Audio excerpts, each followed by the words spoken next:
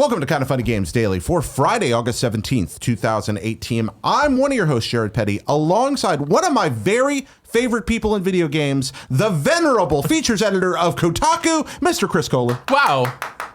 Wow, thank you for that introduction. Well, I really like appreciate it. Well, thank you very much. I like you too. I'm happy to be here. This is your Kind of Funny debut. This is, yes. Yeah, I've never been on Kind of Funny before. This is really exciting. You have been kind of all over the place in the video games industry. I am everywhere. Yeah? Yes, for sure. And now you are here among us at last. Chris, just a really brief preface. What do you do? Oh my goodness. Well, right now I'm the features editor at Kotaku, which is a website about video games you may or may not be familiar with. Yep. You know, a lot of what I do, I do write a lot of pieces. I actually just wrote a piece about ROMs and emulators and stuff like that. Some people have been reading. You know, a lot of my job is very invisible, and it really is editing pieces and assigning pieces and working with writers and stuff like that. So enabling other people to make good work. Yeah. So I mean, I am just secret shadow, manipulator and string puller of video game journalism. And you also host Complete in Box, a series about retro video games. Yeah. So we decided to do it was like, what kind of spin can we do on the retro game YouTube video? And we decided to go with what we call Complete in Box, which is talk about an old game, but I've actually got the game there with its original box and manual and all the stuff that came with it, and pull it apart on camera and talk about why the game is more than just that ROM, than just that piece of software, and why the box and the manual were all actually part of the experience and how that changed the way that you played the game. It's a really neat series. You do some cool stuff in there. You dunk things in water occasionally. I did what? You dunk things in water on that show. Oh, I dunked. I thought that's what you said, and I was like, "Why are you saying that?" Yeah, we actually did dunk something in water on the show for very good reason. Very ancient things dunked in water, and you're also a real grown-up that's written real grown-up books. But we'll talk about that later. Yes, that's right. That's right. So, friends, this is Kind of Funny Games Daily. Each and every weekday, we bring you the news you want to know about video games. You can watch live, as some of you are doing right now, at twitch.tv/kindoffunnygames. You can watch later on YouTube at youtube.com/kindoffunnygames. If we get something wrong during the show, right now, live, you can tell us what we got wrong by going to kindoffunny.com/you're-wrong and telling us. And then we're going to read those at the end of the show. So anything we screw up, feel free to let us know. Be vindicated and keep it factual, ladies and gentlemen. Only the things that we get wrong. A little bit of housekeeping today. First, fan mail this month is an autograph photo of Nick Scarpino, the champ. I think that's honestly going to de-incentivize some Patreon subscribers. Yeah, I can see the numbers dropping right now. Yeah, it's just right now. We're watching it happen. Also, Kind of Funny Vids Extra Life for Kids t-shirt contest is back. Submit your designs to kindoffunny.com/EL contest. That's Extra Life Contest, EL contest, by August 31st. Voting begins in September. The winning design will be printed as the official 2018 Kind of Funny Extra Life community shirt. Chris, you ever do Extra Life stuff? Do I? I think I've appeared on some people's Extra Life things here and there, but I've never actually done it myself. Well, perhaps we should get together and do something about that. Maybe. Yeah. Indeed. That's actually, I haven't been as involved in Extra Life as I'd like to be either, but I think that's going to change this year. So I'm pretty excited. This episode brought to you by Brooklinen and Stamps.com, but I'll tell you more about that later because now it is time for what is and forever will be the Roper Report. Time for some news. 6 items on the Roper Report today. A baker's dozen. A baker's dozen indeed. That's right. So, what? 6 items. That's kind of funny. It's always a baker's. Yes, you're wrong. You're wrong right there. It's always a baker's dozen. Yeah, every single time. Oh, okay. Chris, you haven't yet. I don't know the inside joke. The zany rituals. I don't know the inside jokes. No, that's all right. Don't worry about it. I'm going to stop myself the next time that I. Feel free. Think I may have missed an inside joke or somewhere. Just stop me. Be like, was that a joke? I will. You can't usually tell a humor thing. Anyway, 6 items on the Roper Report. That's a baker's dozen. Number 1, new Spider-Man trailer reveals another Marvel Universe nod. This one by Joe Brichetto at, you guessed it, Big TwinFinite. Eagle-eyed fans have spotted another reference to the greater Marvel Universe in the newest Spider-Man for PS4 trailer. The trailer showcases Insomniac's sprawling New York City that players will be swinging around on September 7th. At roughly the 40-second mark, viewers can see Spider-Man flying past a mansion with a unique window pane. The image, posted by Reddit user Trick502, shares a striking resemblance to the Sanctum Sanctorum, the abode of the mystical Dr. Stephen Strange, Sorcerer Supreme. That's a fun sentence to say. Specifically, the red window in the above image, not above for you, but above when he wrote the article, contains very similar line work to the Eye of Agamotto, which contains an Infinity Stone, which is protected by Doctor Strange and the Order of the Ancient One. For more, see my Doctor Strange/fic. Immediately after the scene with the Sanctum Sanctorum, viewers can catch Spidey free-falling by Avengers Tower, a locale that we knew would appear in the game. The inclusion of Doctor Strange's headquarters implies that the inclusion of Avengers Tower is not an anomaly, but that Insomniac Spider-Man will take place in a larger Marvel universe. Perhaps similar to the MCU? It's unclear if Doctor Strange or any other Avenger, for that matter, will appear in the game. Outside of the notable buildings, there have been no other signs of Marvel characters from outside the Spider-Verse. Previews have charted out the first 4 hours of the game. There's been no shred of information regarding the Avengers, but there have been details that previewers were unable to discuss. So who knows what these details could be hiding. Now, Chris, we know that Crystal D's making an Avengers game. And we know Sony's making a Spider-Man game here with Insomniac. What do you think? Is there we're seeing the locales that are part of the New York. One of the things I love about Marvel is that it's New York. It's not Metropolis. It's not Central City. It's New York plus superheroes. Do you think there's anything to that branching out outside of the Spider-Verse? Yeah, I mean, I feel like because of the situation with like Spider-Man movies now versus the Marvel Cinematic Universe, on the other hand, I don't know why, but it's almost like we feel like everything is sort of partitioned off, and that it's sort of weird when other Marvel stuff gets into Spider-Man, but that really shouldn't be weird at all, right? Yeah, it's only weird because of copyright, right? Right. It's only weird because of the licenses of the movies. Yeah. But that would not extend, I don't think, to video games in any particular way. I wonder. I don't know what the legalese around character ownership is in this, but you make a great point. Yeah. In comics, these characters are meant to be together. It's not weird when they're together. Call me crazy, but I'm not shocked to find references to other bits of the Marvel universe in a Marvel game. If Batman showed up in Spider-Man, we'd do the whole hour. Yeah, exactly. That would be the whole thing. Yeah, that would be the man bites dog story of the day. But in this case, not particularly surprising for you, and it does open some doors. I mean, if Crystal D's licensed the Avengers, and then you have Insomniac with Spider-Man, who knows how the character and property license is going to work exactly. But I think this is maybe indicative that people have figured out through the movies that there's more money to be made by sharing. Sony's going to make more on their Spider-Man movies if they share with Disney. Disney's going to make more on their Marvel movies. They share with Spider-Man. Yeah. Maybe the video game industry looks at that and says, oh, yeah, let's just do that from the beginning. Maybe. You going to play the Spider-Man game? Do you care? Oh, yeah. Yeah? Oh, yeah. Well, basically, look, the way that I look at the Spider-Man game is that this is the Sunset Overdrive sequel that we so richly deserved, but did not get. Were you big on Sunset Overdrive? Sunset Overdrive is so good. Sunset Overdrive is like, I feel like it's very underrated. Like, it kind of came and went, especially because it was so early on the Xbox One, and people were so, uptake of Xbox One sales was not really big, in those early goings. Yeah. And I think it came and went and people sort of forgot about it. But oh my God, Sunset Overdrive, the writing is fantastic. The movement, just the movement, it feels like you're playing like Jet Set Radio, but it's an open world action game. It's I loved it absolutely to death. And if Spider-Man can capture that same kind of flavor in some way, then I'm really excited about it. So yeah, for sure. What do you think the odds are that we're going to see a non-core Spider-Man character make a significant appearance in this game? an Avenger or an X-Man or somebody from one of the or perhaps a villain from one of those groups? Probably not significant appearance. Okay. Probably not significant appearance. So? I would imagine that this would be kept to, Spider-Man characters versus secretly it's everything. And I think it's going to be kept to Spider-Man. And I think we're going to see Easter eggs and things like that. Maybe buildings, maybe not characters. Maybe that's a bridge too far at this point. Who knows? I think we get at least one scene. Okay. That's going to be my guess. At least one scene with a non-core Spidey hero or villain. Somebody that's associated, whether it be the Fantastic Four, whether it be somebody shows up with one of the groups that Spidey has had. Because Spidey's been part of the Four. That kind of makes sense, but it's still not core. Right. Right. Well, that makes sense.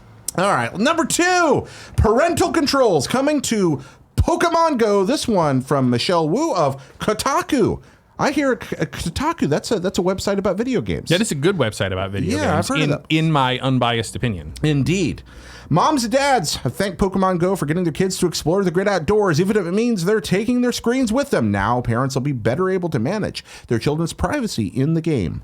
Developer Niantic announced it'll be adding a new login platform called Niantic Kids, which will debut in the next update. In the parent portal, built with digital safety organization Super Awesome, you can review and improve your child's permissions before they roam out into the world and try to catch Spinda or Celebi. And by the way, if I'm mispronouncing those, you guys know I don't know Pokemon. And also control the personal information they share. If your kid currently uses the Pokemon Trainer Club to access Pokemon Go, their login will still be supported alongside Niantic Kids. Niantic blog post assures. What do you think about parental controls? Chris, you're a parent. Oh yeah, I'm certainly a parent. Yeah, I mean, obviously this is great, right? What we're looking at here doesn't really get into too many details about what exactly is going on, but yes. Okay, why does it matter? I don't know what else to say. Why does it matter? I mean, what do you want to be able to control what your kid accesses in a video game? Of course. You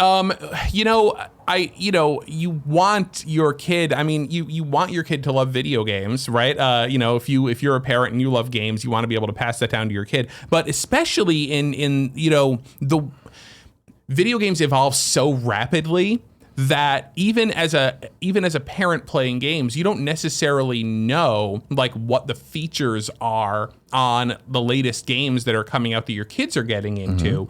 And so to be able to have the program spell all that kind of stuff out for you and to have it say like, these are the sort of things that you can do in this video game. What do you want your kids doing versus not doing is really helpful. So it's not hidden. So it's really upfront and it tells you like, this is how games work, because I have an innate understanding of how the games worked when I was a child. I have a broader understanding about the world of video games today, but that doesn't mean that I have a whole lot of information about exactly how a game works, especially if it's not something that I'm interested in, but it's something that my child gets interested in. I think about the current Fortnite craze and some parental concerns about violence in the game or content. Parents that don't understand the game, it's like, wait, are people running around with assault rifles blowing each other away? Well, yes, but they're also pink cartoon bloodless people or whatever, but a parent is not necessarily going to be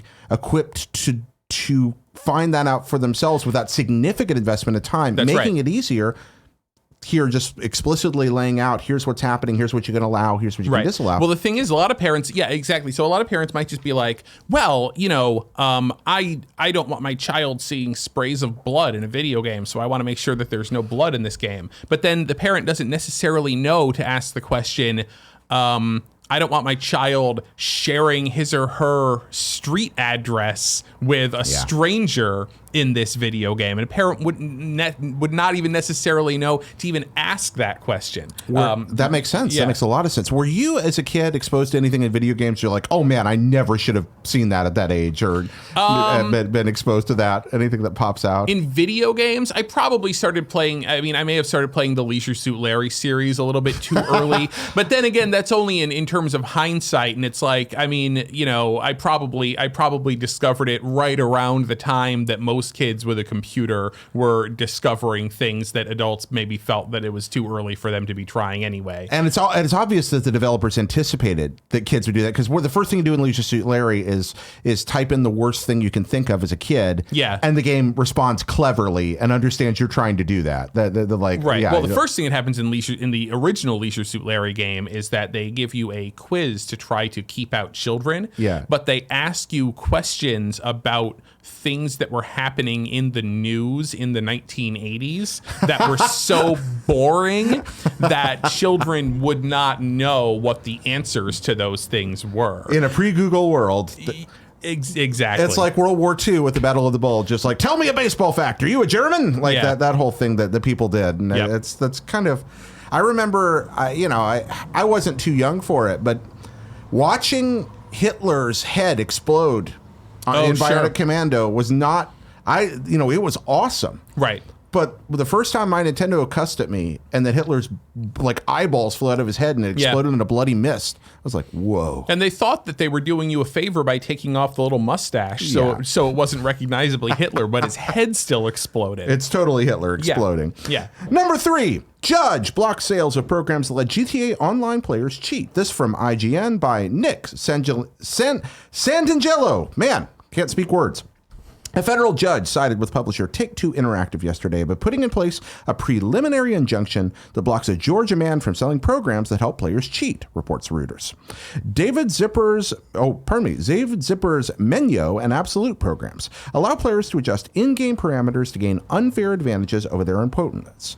Take-Two alleged that the programs will cause irreparable harm to Grand Theft Auto sales, with the publisher's original March complaint stating Zipper has cost it at least $500,000. U.S. District Judge Louis Stanton of Manhattan ruled that Take-Two's lawsuit would likely prove that Zipper had infringed on the publisher's Grand Theft Auto copyright. The injunction said Stanton would serve the public's interests by positioning Take-Two to invest more in video games. Further, Stanton felt the move was appropriate given that the unemployed Zipper was at high risk to be unable to afford to pay any potential damages to Take-Two. A Take-Two statement to Reuters said the publisher will continue pursuing legal actions to avoid disruptions to the Grand Theft Auto Online community. Chris, your thoughts? Well, I mean, first of all, if I can go back to, literally the same joke I made about the last news story, which is that, as an old person, like when I think of video game cheats, I literally think of, putting in a code to give all the characters really big heads in NBA Jam. and how funny I find it now that the same thing basically ends up with a court case over $500,000. Because the definition of who are you harming when you cheat, who are you affecting when you cheat in a video game has now totally changed. Yes. Because we're talking about cheating in online games, and we're also talking about cheating, giving yourself advantages in this game that companies now sell you. Yeah. Because if it were, again, if NBA Jam came out today, big heads would cost you 99 cents each. Mm-hmm. And so that's the sort of the situation that we find ourselves in right now. So it's competitive advantage first. You're better than other players that are human beings you're playing against, not against an AI. Yep. And second, you're talking about economic advantage. Yeah. And taking it from the perspective of the company, getting something that they would normally have you pay for. Right. Okay. Of course, based on this IGN story that we're looking at here, they are talking about is simply that people will purchase fewer copies of Grand Theft Auto if cheating is allowed to run rampant on the servers. Like that seems that's what I'm getting from this story. Well, that's a to be third legitimate argument that you hear people make. Yeah. Look, if you can cheat, it makes the game less fun. I mean, you look what happened to PUBG and what cheating has done to that game's marketplace, and there's obviously some gravity to that concern. So they may have an incentive to try to block cheating programs. But the thing is, you can't stop what they're blocking here. And interestingly, again, based on the story, is that there's a preliminary injunction because the judge is saying that the judge feels that Take-Two is likely to win, and they're likely to win based on the fact not that cheating is illegal or that helping people cheat is illegal, but that the programs that this guy was going to sell to aid and abet cheaters infringed on Take-Two's copyrights in the Grand Theft Auto franchise. And you can't copyright the words Grand Theft Auto, like that's not copyrightable. So it must be larger portions of the game were being used here in some way. Or manipulated, to make this program or whatnot. Yeah, I don't pretend to be a legal expert, but you are an honest to God video game historian. You've written books on the subject. I would say so.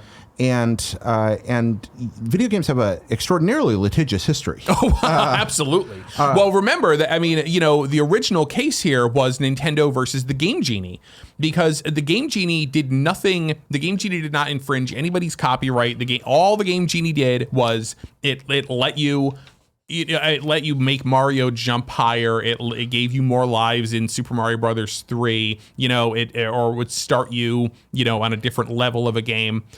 And Nintendo took him to court, and they said that by essentially messing, there was multiple things, but they were like, basically by messing with our games like this, you reduce the value of our games because the game is supposed to be challenging. But if you can just give Mario 99 lives, the game's not challenging anymore. People are going to buy fewer games, and that affects us. And then also, I think they tried to essentially say that by tweaking the programming of the game, you were creating a derivative work, based on their copyrighted works. And so, basically it all got smacked down. They were like, no, this is, you have to just deal with this. Right. But nobody really talks about Game Genies anymore either. Yeah, it's true. But there was a time that they were incredible. And Nintendo did lose that case, correct? Yep, was that Camerica or Galoob? No, Camerica was the company that, the Camerica released it in Canada. Okay. And I think that Nintendo may have originally gone after them there. But Galoob Toys put it out in the US. One of my favorite video game stories comes from a Dave Barry book about his visit to Japan, where he and his family were invited to visit Nintendo's headquarters right in the middle of this period. Yep. And his son kept asking Nintendo about Game Genie because he thought Nintendo made it. Yep. And that it was even available in Japan. Yeah, and I love that. Yeah, it was apparently at the time. If he had heard about it, and I do remember this book. And by the way, I know you have a required reading section at the end, but I'll just say it now. Dave Barry Does Japan is an amazing book. It's really funny. And yes, they go to Nintendo, and he asked them for Genie, and they must have heard about it from Canada, because it was just about to be released in the US at that point. So they must have heard about it from Canada at that point. But it's kind of funny that he went all around Japan, land of incredible video game delights, and the only thing you wanted to find was a Canadian game cheat. Yeah, beautiful. Yeah. Number 4, real quick here from Hirun Crier of USGamer. Destiny 2 leak? If a new leak from Reddit is to be believed, there are 4 new strikes coming in the Destiny 2 Forsaken expansion, set to launch early next month. There's also some new details on the Dreaming City raid, as well as the untimely demise of Cade 6. The new mass leak comes from Reddit user Ginzor, who's been responsible for leaking accurate Destiny 2 related info in the past. The big takeaway from the leak is that there are a total of 4 new strikes arriving in the Forsaken expansion. Warden of Nothing, the Hollowed Lair, the Corrupted, and Broodhold, all of which can be turned into more difficult Nightfall strikes. We won't delve into the story details here to save the Forsaken expansion potentially being spoiled, but it sounds like we'll be following Uldren, brother of the awoken Queen Mara, and returning character Petravenge. Cade 6's death, which was already confirmed by Bungie, takes place in a pre-rendered cutscene, and the monster that fells our companion could be the final boss of the Dreaming City raid, according to the leak. Now, whenever I read about Destiny, after a certain point, I played Destiny when it was new, and I tried very hard to like it, and then I didn't. And so when I read Destiny lore, I always feel like I'm kind of reading the back of a pulp paperback that you pull off the shelf in a bookstore. Are you a Destiny 2 guy? No, I played Destiny for like a few hours until the first time that I had to like go answer my front door. Okay. And couldn't pause Destiny, and then had no, there was nothing I could do except for just like die. Yeah. And realized that like this, like, I can't do this. Like, is not a world. This does not fit into my life. Where's my AFK invulnerability button? Yeah, right. It was definitely one of those games that woke me up to the idea that I need those sort of quick hit experiences that I can pause and come back to and play on my own terms. That's when you find out you're old, right there. Yeah, that was basically. the moment. That was the moment you discovered it. Yeah. Yep. So, unfortunately, neither of us experts on Destiny here, but we wanted to read that news story to keep you informed because it is all the news you care about here at Kind of Funny Games Daily. Number 5. Ladies and gentlemen, it breaks my heart that Tim Geddes, the Pure One, is not here with us today to discuss this. He really ought to be. He, Greg Miller, Nick Scarpino, right now in an undisclosed location. Some have said that I may have devoured them, eaten their flesh, passed them through my body to cover up the evidence, and that they're never returning. But I can neither confirm nor deny that. But they're not here today. They are keto. They are keto. Yeah, they're keto friendly. If I ate my coworkers, it would fit my diet. I would lose weight by eating my coworkers. Yep. And I don't know which one would be the more delicious of all those. Trying to think which one. I would read that book though, that diet book. Yeah, just lose weight by eating your coworkers. Yeah. Sounds like I may steal that. Spyro Reignited Trilogy release date delayed until November. This by Johnny D at IGN. That's right. Spyro fans will have to wait just a few weeks more than originally planned to play Toys for Bob's reimagined take on the first 3 Spyro adventures. Toys for Bob studio head Paul Yan has confirmed in a blog post that the Spyro Reignited trilogy for PS4 and Xbox One will now be released on November 13th. Toys for Bob and publisher Activision originally had the trilogy collection scheduled for a September 21st release.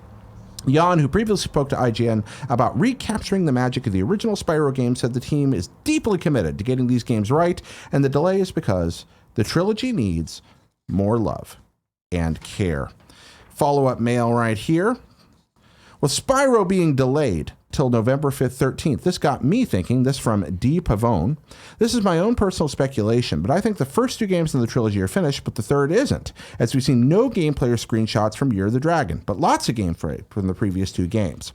In this hypothetical scenario, should they release the whole game as planned, but explain that Year of the Dragon will come out later in a patch, or just delay the whole trilogy?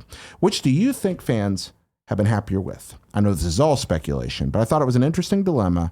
Let that chicken go home to the family, again, from D. Pavone. So, Chris, first, your thoughts on delays around game quality. Second, your answer to D. Pavone's question here. Sure. Well, you know what? We're just going to have to wait a few more weeks before we can play Spyro the Dragon. They're clearly working on something and getting it polished up for you guys. Okay. These, the old adage, that it's attributed to Miyamoto, right? Of a delayed game is eventually good, but a bad game is bad forever. That's well, first of all, it's not actually true anymore because, you as well as I understand that we live in this age of games being constantly updated after they come out. Yeah. But at the same time, that launch impression is still really important. It's like they could patch Spyro later, but in general, I think when people do that, when they say it's not ready, but you know what, just press the discs and we'll crunch really hard and we'll put out a day 1 patch, a lot of times that does not go very well. And the initial impression is still really important. You never get a second chance to make a first impression,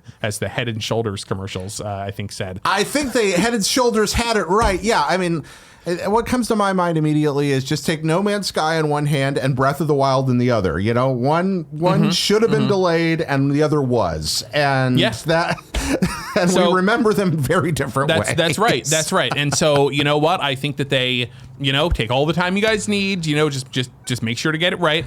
Because I think a lot of people are really excited about this. I think it's really difficult to sort of speculate from outside, what may be the holdup. You really have no idea. It literally could be because the font is not showing up right against a new background and they have to take 2 months to painstakingly change all of the letters and the subtitles. You really have no idea what it is. Exactly. But I certainly would not say, I would definitely say, let's hypothetically, let's say that it's the third game in the series that's having problems.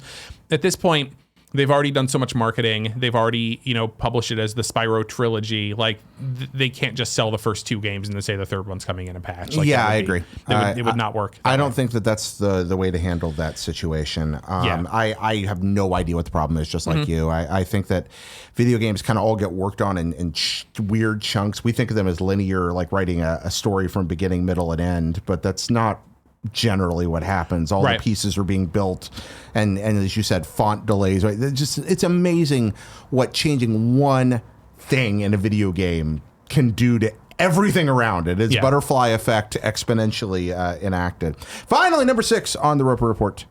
This one, a long read, but an important one. Analysts predict future of Tencent, secure, but gaming to take a back seat moving forward. This from Alex Gibson at Big TwinFinite. Speaking with Bloomberg today, Franklin Technologies' Jonathan Curtis predicts that while the temporary block of licenses issued to video games entering the Chinese market is likely to pass, the future of the region's largest distributor of games, Tencent, is likely to reduce its reliance on gaming in the coming years. Following a crash in Tencent's market value to the sum of $150 billion, owed largely to a decline in games revenue, earlier this week, Chinese regulatory agencies froze game licensing. And their update here, game licenses, in fact, were issued in China since March of last year, but the freeze was not made official until earlier this week, further piling pressure on the economy. As China clamps down on vetting video games, analysts remain confident the situation will eventually stabilize, and Tencent will remain a hugely profitable enterprise. Games, however, won't necessarily be the principal thrust of its business in the future. The most notable Western and Japanese games distributed in China are licensed by Tencent, but stricter regulations that make monetizing the games in China more and more difficult are likely to put off the company from further heavy investment in the sector. If the world's biggest gaming market slows down its spending, you can expect a knock-off effect on game publishers everywhere. EA, Activision Blizzard, Capcom, and Konami all have licensed games distributed by Tencent, comprising a substantial portion of their yearly revenue. As we reported yesterday, Nexon dropped 5.9%, Capcom 2.7%, and Konami Holdings Corporation 4.2% for its lowest close in more than a year. Tencent itself also slid by 3.9% to an all-time low this year. Tencent has already begun shifting its business away from games, which comprised a third of its revenue in the past quarter, down from 56% in the same period in 2014. Analysts expect to see an acceleration of their investment in other enterprises, such as the WeChat social media platform and dozens of tech startups, after this recent quarter's poor results. Ultimately, though games like Fortnite and PUBG are proving exceptionally popular, Tencent isn't making any money from them as of right now, so it's little wonder that revenue forecasts for the quarter were missed, and it's understandable the company wants to move away from an industry that's showing signs of slowing in growth. Of course, that then brings into question what sort of implications this might potentially lead to for game development on a global scale. Earlier this week, a report surfaced in which employees of Riot Games, developers of the hugely popular MOBA League of Legends, now owned and published by Tencent, spoke of company-wide layoffs after Tencent opted to chase revenue for more popular Battle Royale games. What might the result be if Tencent observes a downturn in revenue across the board for gaming moving forward? So that's a long read. I'm not an economic analyst, but the short version is the Chinese video game market is immense. Tencent is a titan in that immense market. Tencent publishes their own stuff, but they also bring Western and Japanese games to China, which then mean that revenue gets back to Western and Japanese developers and publishers. Right. And Tencent, very significantly, owns Riot. Yeah. Which I think a lot of Americans don't realize. And now Tencent, because of changes in the Chinese economy and that semi-controlled capitalist market there, is shifting away from games. That's going to have reverberating effects. Chris, what are your thoughts? Yeah, exactly. Well, I mean, I think you've kind of hit it on the head there as far as like this, there could be things that significantly affect the video game markets around the world if Tencent decides that it's going to shift its focus away from video games. So, I mean, it's not just affecting China because Tencent owns Riot, that may very well affect things at Riot Games. It may, or all of the investments that Tencent has. And also, if this is coming from, you don't just want to look at Tencent, you want to look at any, major Chinese company that's in the video game space, because, that may have a lot of reverberations for a lot of different video. As you said, I think Nintendo stock fell as well, because this is a decision that the Chinese government is making, because they can come in and they can say, okay, we're not, what they said was we're not issuing licenses for any new video games to be sold here in China for, I guess, the indefinite, future, until they decide to turn the spigot back on again. And so that means that all these companies, they're going to take a hit to their stocks, because they're going to, be losing out on revenue that's potentially coming from China. Yeah. And then that can affect things all the way down the line. Yeah, economics are enormously complex, and I do not want to pretend to be an expert on this, because there are always other factors. You change one thing lowers, that often pushes something up. There's a lot going on. It's not as much as we all learned supply and demand in the 9th grade. It's not nearly as simple as we think it is. Yeah, but it is interesting. It is so interesting though that Tencent, which is this company, again, sort of like, it always there in the shadows, this massive company with fingers in every pie in the video game industry worldwide, saying, yeah, we're not going to do video games as much anymore, and if that really is a big shift that's happening, that could cause a lot. That could mean less money going to, again, you have stock dropping for Capcom, Konami, etc. Less money, less liquidity means less money to go around for making games, which maybe means fewer games get made for a while, which means, and that can reverberate pretty quickly. Chris, that's theoretical speculation on games that may someday get made or not get made. But if I wanted to know, well, I hope that Spider-Man is going to get made. I think that'll get made. Yeah, okay. I think that's going to get done. But if I wanted to know about games that I could play today for the first time today, where would I look? You would look at the official list of upcoming software across each and every platform as listed by the Kind of Funny Games Daily Show host each and every weekday. Yeah, Chris, that was the best first read of that I've ever heard. That's some Micro Machine Man stuff right there. Thank you. I'm impressed. Accolades. Micro Machine Man. That's right. Respect must be given. Out today, and this list, by the way, generally courtesy of Kotaku. We often supplement it with other things we find. But good. I'm glad today, you find this useful. I find this very useful. Kotaku's Out This Week is a tremendous resource that everyone should use as often as they can. Detective Gallo for Switch, Drunk Foo Wasted Masters for Xbox One, Keep Talking and Nobody Explodes for Xbox One. That's a good one. Do you like that game? Oh yeah, Keep Talking and Nobody Explodes? Expound. Oh, Keep Talking and Nobody Explodes. If you've never heard of it, which you probably have at this point, it originally was an Oculus VR game, and it was one person is in VR and they have a bomb in front of them with wires that need to be cut and dials that need to be turned, and they have no idea what to do. And then the other player is outside. Literally, you just sit there with a paper bomb defusal manual that you print online, and then you have to page through the bomb defusal manual, and you have to start asking questions of the person, like, "Hey, are there 3 wires? Is there a dial? Is there a clock kind of display?" Then you have to start asking them questions, and then you have the answers to tell them, "Okay, well, if it's a red, blue, and a yellow in that order, then you got to cut the blue, wire."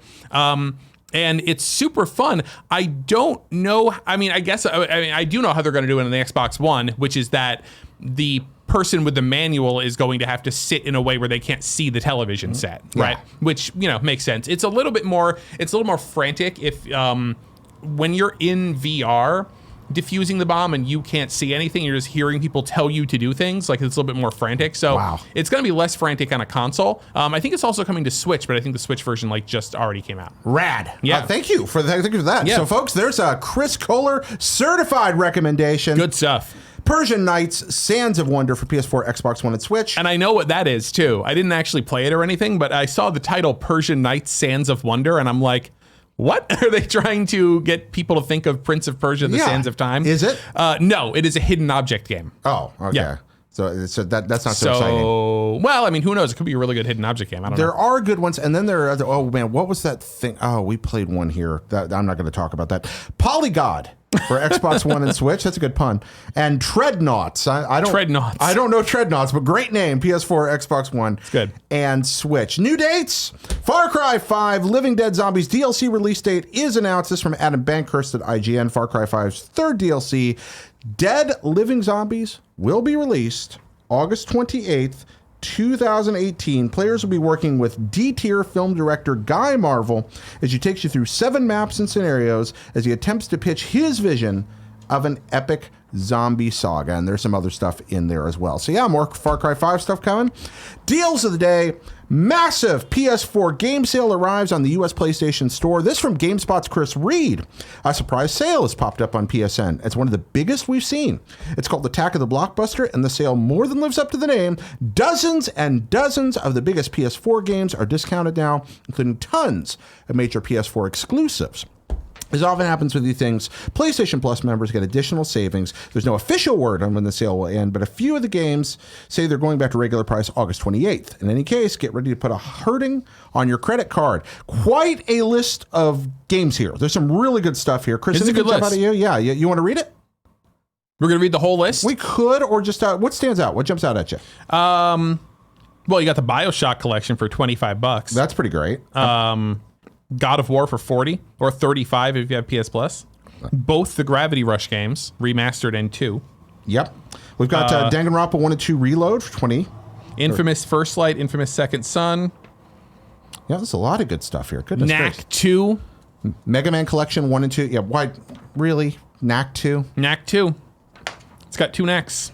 2 knacks this time. Have I told you my Knack story? How much time do we have? We'll save that for another day.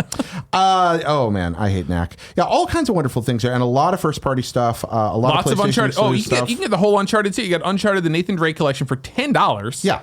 Uncharted 4 for $12. Uncharted Lost Legacy for $15. Yep. Until Dawn for this is $6. like robbing a GameStop at gunpoint. Yeah, you guys get out there your PlayStation. These are just good deals. Also, if you for some reason you don't own next gen GTA 5 yet, that's also on sale. Oh, look at that. There we go. Now Mega Man Collection by my friend Frank Cifaldi, who has also appeared on.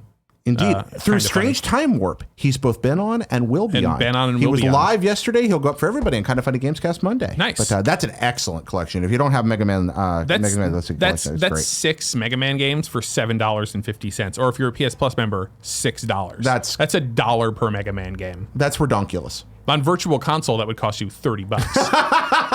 I love your Virtual Console bitterness. If there was a Virtual Console. if we were ever blessed with one. Time for Reader Mail. This brought to you by Brooklinen.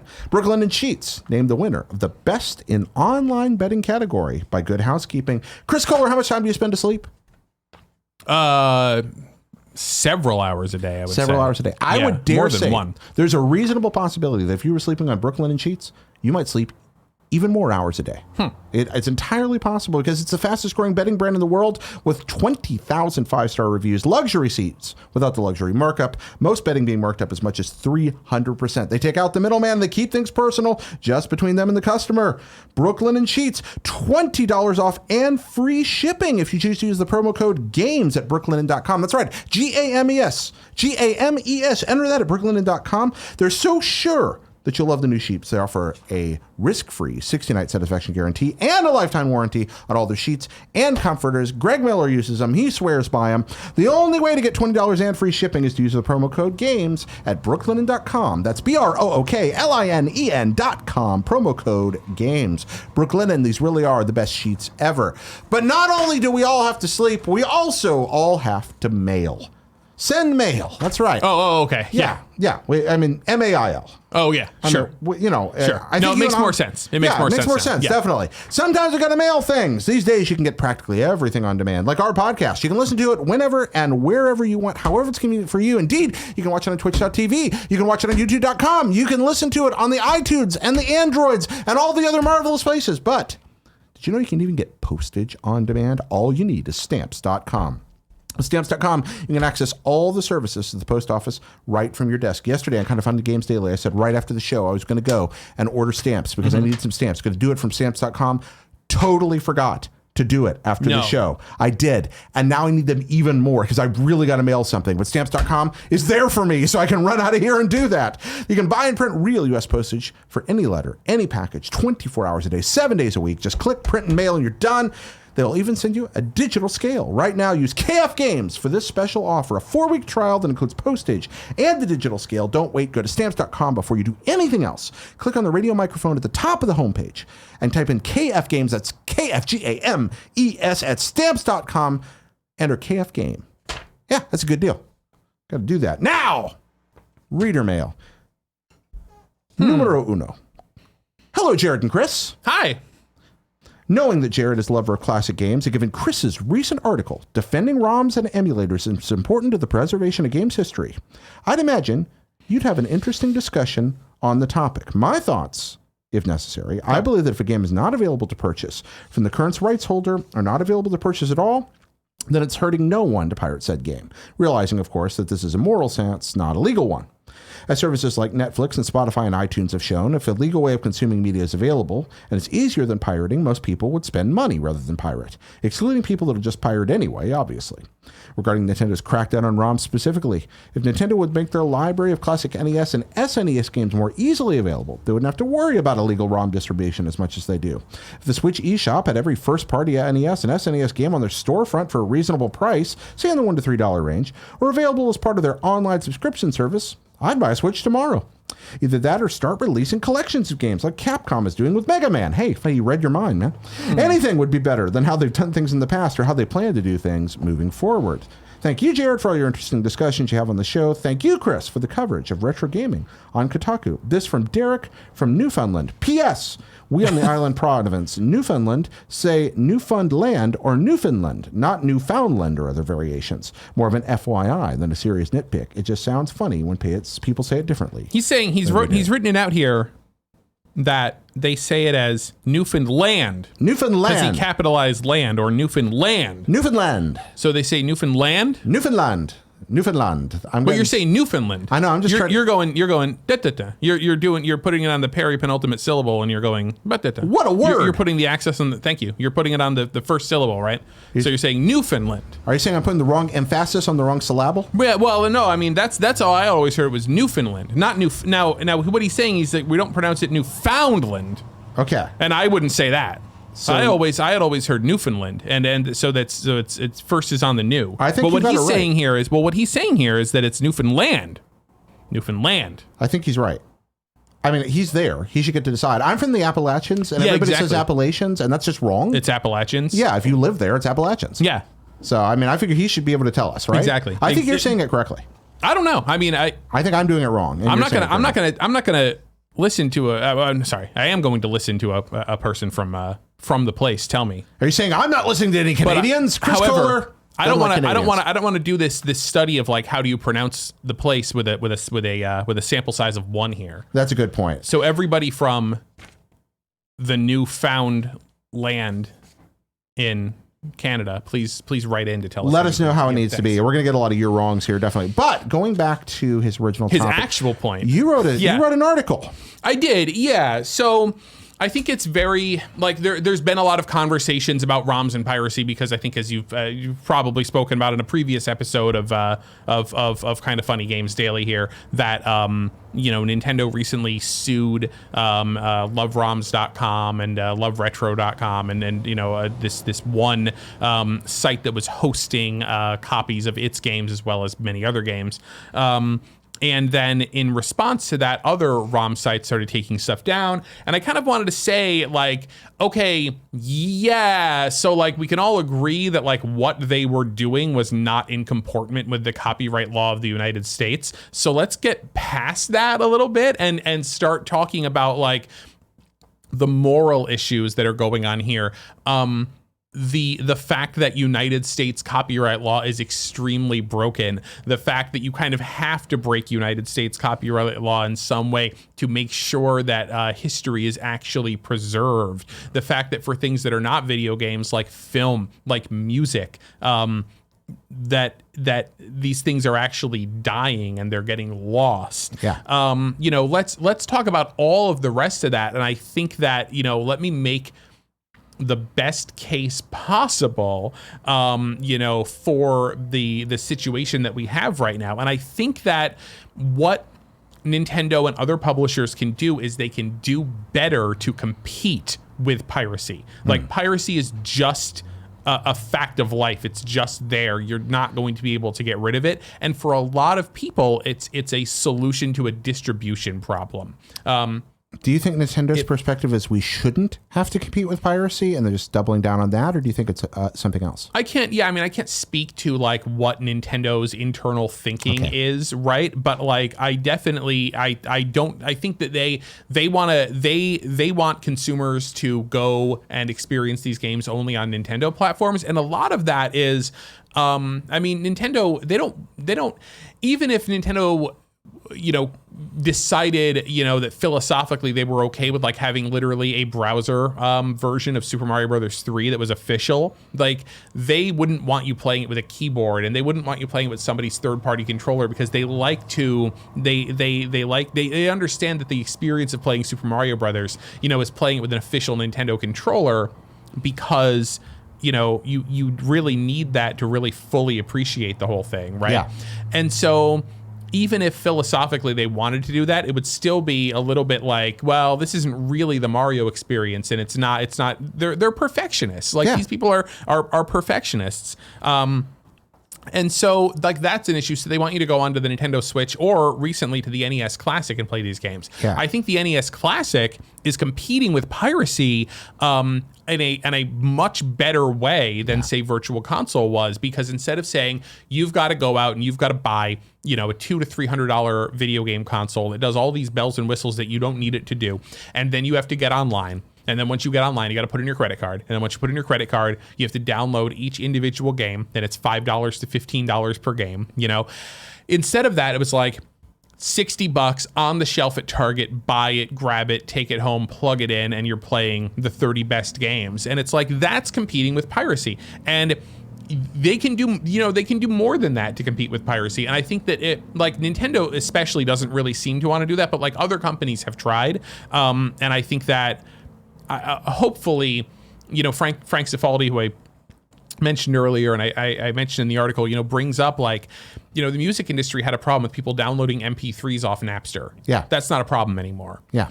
Because now the people who are just like, when they go online, they're like, oh, I want to hear that old song. You just go to YouTube and you listen to it. Yeah. And then if the publisher of that song is smart, they put the official version on YouTube, and they put an ad in front of it. Yeah. And so every time that somebody wants to listen to an old song again, but they're not going to go down to the store and buy the full CD just to listen once to that song, but they found ways to make money on it. With MP3s. Yeah. They found a way to make money on it. And it's like video games can do the same thing, and it's just going to require them to actually like to do it. So I think you raise a lot of great points there. I do want to ask your point about the NES Classic. I love several people I know that have NES Classics have subsequently added ROMs to them. Because you can mod them and dump more. What do you just out of curiosity? What are your thoughts on that? Just like, hey, we found a better way to compete, and then somebody stacks up like we want more, and people that probably would have bought more if it were available.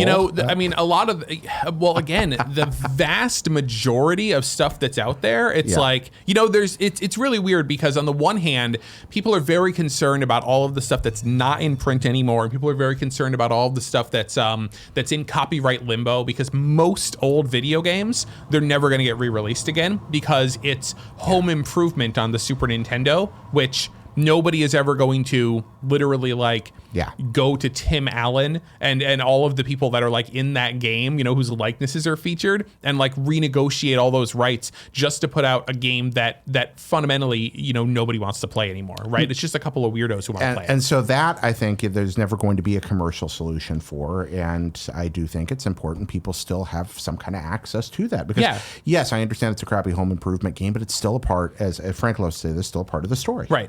And Super Nintendo hardware is going to start dying. It's going to be more and more difficult to just play it off of a cartridge. Yeah. And it just doesn't make any sense. And also, I mean, one of the other points that I brought up is that, originally United States copyright law was supposed to be, you had copyright on something for 14 years, and then you could apply for a 14-year extension, and then it was in the public domain. And then Mickey Mouse happened. Yeah, it's not, I didn't really want to get too into that, but there's a lot of people who sort of point out that coincidentally, every time they extend And they not only do they extend copyright protections in the U.S., but whenever the government does it, it's retroactive. It's like ex post facto. And so basically every time they extend it, they always extend it right when Mickey Mouse was about to go into the public domain. It's overtly the most awful kind of economic corruption. It just is. It's the kind of swamp people are usually shouting about, but it's actually real. It's actually exactly. I mean, it's a really good example of there's a lot of people out there that are like corporations and the government are doing this, and like sometimes they're right and sometimes they're wrong. This is absolutely a massive global corporation and the government conspiring to screw you over. That's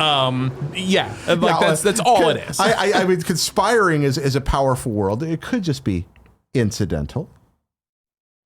Could be. Sure. We would never want to assert something we weren't absolutely sure of. Sure. But sure looks like it. All right. Moving on. Computer games. Hi, Jared. I'm glad you're hosting today because tomorrow I'm getting my first PC capable of playing games. What are some modern hidden gems that you'd recommend for a first-time PC gamer? Some background. I play primarily Switch and Xbox. My favorite games of all time are Fallout 3, Donkey Kong Country, Diddy Kong is my boy, there's something wrong with you, sir, GTA San Andreas, Stardew Valley, Pokemon Gold. In the past, I played Civ 5, Counter-Strike Go on my MacBook in college. I'm obviously played Witcher 2 and 3. Just thought I'd throw that in there because it's all the internet is capable of recommending, and I know how much you love Witcher 2. Thanks. I've been enjoying what seems to be daily Jared content since between Kind of Funny Games Daily, Reddit Radio, Game Scoop. Oh, thank you, Sean. That's kind of you. Sean. All right. So Sean's got him a new game in PC. What should he be out there looking for? What should he be playing? Chris Kohler, what do you think? What'd you go grab? First thing. This is too big of a question. This is too big. There's like, don't they add like 1,000 games to Steam every day? They do, but you don't want to play all of them. All right, so let's just hit a few highlights here. One of the first places I would go is Into the Breach. Which I think is fascinating. It's a sort of it's if somebody took Advance Wars and just stripped it down to its absolute bare essence. It is marvelous. It is wonderful. If you liked Civ 5, I think that or Stardew Valley, it is just kind of perfect. So guys that did FTL. And that's a pretty spectacular place to go. I've recently gotten hooked on Rain World. I can't decide if Rain World is a good game, but I like it a lot. And that's a pretty neat PC game I've spent a lot of time with recently. I tend to skew indie, so that's going to be in To the Moon. That's going to be run out there and grab things like You've Got to Win the Game. That's weird little esoteric things that cost too much for very small developers to release on platforms like PS4 or Xbox, but exist in that Steam space. GOG. You know what? I think that's an excellent. There's a good point. If you're literally just now getting a PC capable of playing games, head over to GOG, which is good old games. But it's really just GOG. Isn't it just GOG.com? Yeah, now it is. Yeah, it's just GOG.com. And experience the rich history of PC games. I mean, you're clearly an old school gamer. Your favorite games of all time being Donkey Kong Country. You like Stardew Valley and Pokemon Gold. Stardew Valley is a newer game, of course, but it's very retro in its style, right? Right. You go there, you find hundreds of them in this beautiful, beautiful emulation wrapper. They just work on modern operating systems. They've just made some kind of sorcery happen. So you can play a lot of great old games there. I do a lot of that. But there's so much good new stuff too. Literally stunning games being released almost every week. That's a few I threw out. I'm going to do a self plug here, if you'll forgive me the indulgence. But the latest episode of Hot Blip and a Jump has a lot of stuff drawn from that indie game space. If you go and look at some of the images and just tweet me with time codes, that'll tell you what games they are.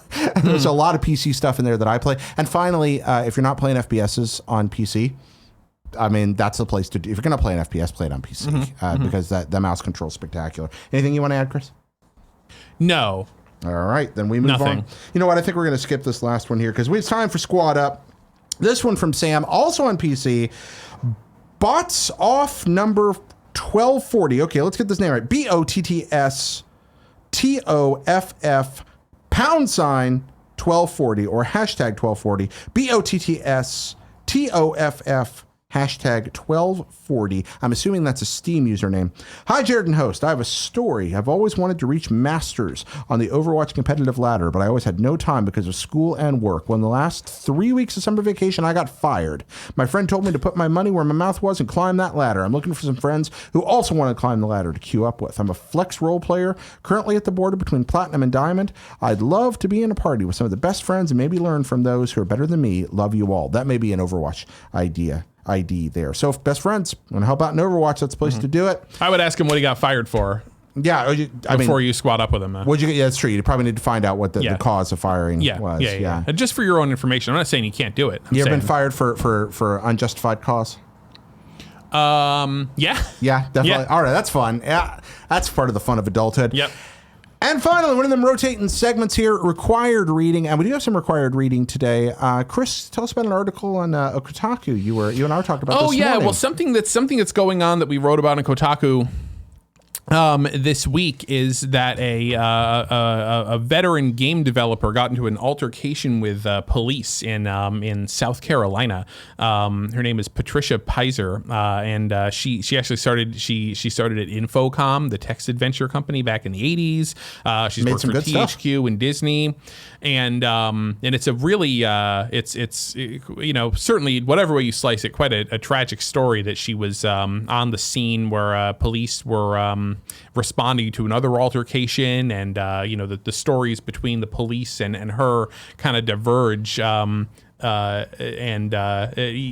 way, she was arrested, and they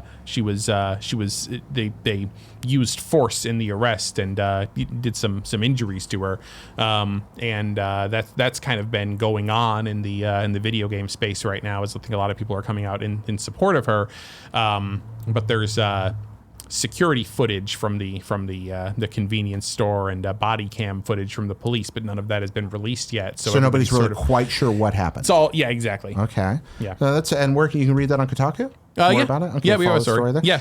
So that's one piece of required reading. But as I mentioned earlier, you're an honest to goodness, like real grown up adult.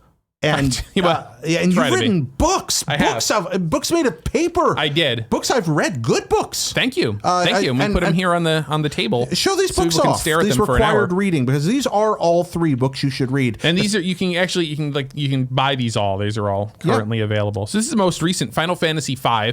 It's real good. That's a good book. Thank you. If you like Final Fantasy, even if you haven't played Final Fantasy V, but if you like Final Fantasy or role playing games or Japanese games, it's this is by the publishers Boss Fight Books, and it's partly a argument for why Final Fantasy V is the best Final Fantasy, the secret best Final Fantasy, because everybody thinks it's either 6 or 7. Did you just Bettenhausen? I did. Yes. Oh wow.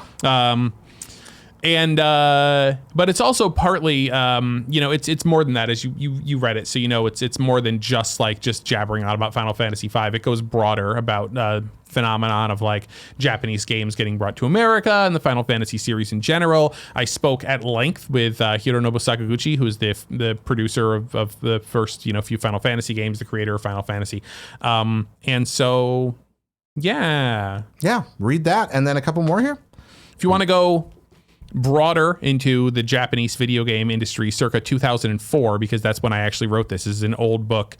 You have Power Up: How Japanese Video Games Gave the World an Extra Life, and it's got a lot of stuff in there about Nintendo and about Japanese RPGs and Japanese music games, and kind of a survey and overview of what was going on in the Japanese game space in 2004. So when people talk about the history of classic 80s and 90s era Nintendo, and they're quoting a bunch of stuff and stories and anecdotes, this is where we're getting that. It is kind of strange sometimes when I see things quoted from here, and I kind of try to search back to where did this factoid come from, and it's literally it came from an interview that I did for this book. This is There's some good original, I think, reporting in here that nobody had really done at the time. 2004, there wasn't really a lot of info out there. And then finally, it has nothing to do with video games. It is the book of the podcast that I'm on called Good Job Brain, which, Jared, I think you're also familiar with Good Job Brain. It is my favorite podcast. Thank you very much. It's a pub trivia podcast, and we had a pub trivia team. We don't anymore because we're all way too busy to go do pub trivia, and we all have way too many children to go do pub trivia. But we did a podcast about trivia and weird facts and games and quizzes. I actually did. I wrote with my friend Tyler. We made a cryptic crossword that's in here. If you enjoy doing cryptic crosswords, we actually did one for this book. We did some pen and paper puzzles and stuff like that. And it's all weird and gross facts and things that we think are cool, quizzes and trivia segments and puzzles and stuff like that. Good book, good podcast, and you can listen to it with your kids. It's a clean podcast. It is a clean podcast. Yeah. We do sometimes talk about like animal reproduction and things like that, and like but like, never in explicit terms. Never in explicit terms. Yeah. No, we talk about poop a lot. Yeah, you do talk about poop a great deal. Kids love poop. Yeah, that's true. That's true. So that's and you can find all those on Amazon. Yeah. Yeah. All right. Excellent. Thanks, Chris, for showing those. So there's some required reading. And finally, ladies and gentlemen, kindoffunny.com/you're wrong. Let's see what we were wrong about today, Chris. All right, here we go. All right. So first off, Midnight Marvel points out, Chris said you can play all the Uncharted games on PS4. You can't play Uncharted Golden Abyss on PS4. Oh, no. That's a Vita exclusive. That's correct. Yep. Let's see. What is the now? Okay, I hear a lot of people talking about this thing. It's the PlayStation Vita. Yeah. What is that? The Vita. Well, it's the early Switch. Some form of. It's a Switch prototype. Okay, then it's a video game. Yeah, it's a handheld video game system that about approximately 12 people. Purchased. Right, it would have to have been. I was one of them. Very few people. Yeah, this is the home of Vita Island, my friend. You were at the last refuge. I am still waiting for my physical copy of. Oh, there's one. You've heard of that, right there. Isn't that strange? And this is what, and you point this at the television like this, and then you control it. Yeah, actually, you can do that. And you go like that. Yeah, no, that was the Wii. That was a different thing. I've got theoretically a copy of Bloodstained for Vita, a physical copy someday coming. I'm hoping it'll be the last Vita cartridge. That's what I'm holding out for. Well, that's great. We'll see. Then we have Lord Apone says correct. Keep Talking and Nobody Explodes came out on Switch yesterday. Lord Apone also points out that Tencent also owns 40% of Epic Games. For Chris's benefit, this from Kebabs, the Baker's Dozen joke originates from Greg's limited time, or Greg's time, pardon me, not limited time, on Podcast Beyond at IGN. Any number of news stories were always noted as a Baker's Dozen, except for 13 when nobody said anything. Of course. Yep. Let's see. What do we got here? Let's see. Technically, with regards to MCU sharing, okay, I think we're fine there. Somebody said, Kebab says, I'd like to point out the Sanctum Sanctorum was shown off in Insomniac's Twitch stream shortly after E3. Yeah, it was during the preview there. Okay, I didn't know that, actually. Let's see. I think that's probably everything. Hey, ladies and gentlemen, we are happy to host you. We are happy you chose to join us today and each and every day. It's a privilege to serve you. It's you give us jobs that are fun to have. Chris, thank you for coming out here. I had a great time. Thanks for having me. And folks want to see more of you, they can look at Kotaku. Kotaku.com. All right. And on Twitter, you're whom? Oh, goodness. On Twitter, I'm Kobun Heat, KOBUNHEAT. Got to have that Marvel vs. Capcom 2 in there. Yeah, exactly. Right. That's what it is. Yep. Monday, your hosts are God knows. Maybe Greg Miller and Tim Geddes are alive. Maybe they're dead. I don't know.